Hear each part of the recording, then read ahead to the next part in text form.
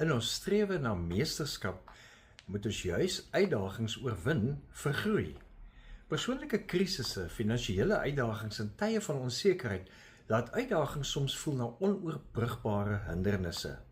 En tog is dit juis hierdie struikelblokke wat die basis vir meesterskap vorm.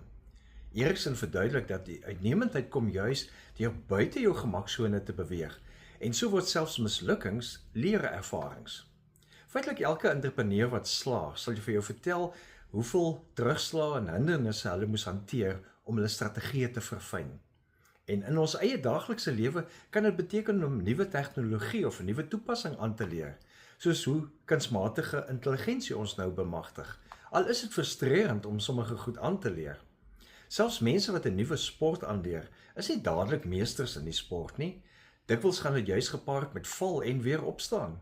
Die geheim is egter om hierdie proses as uitdagings te leer hanteer en so help dit ons veerkragtig word in 'n vinnig veranderende wêreld.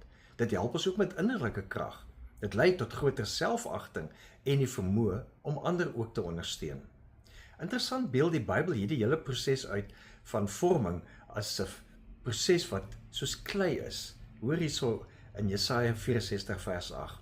U is ons Vader, Here, ons is klei en u het ons gevorm. Ons is almal die werk van u hande.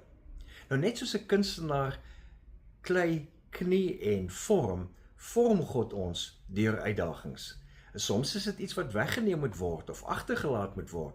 Soms is dit iets wat bygevoeg moet word, maar ons word elke dag gevorm deur God. En elke keer as jy 'n uitdaging oorwin, word meesterskap gevorm as triomf oor teenspoed. So kyk die uitdagings in die oë en laat toe dat dit in God se hande jou help ontskep in iemand wat floreer en inspireer. Leef geïnspireerd.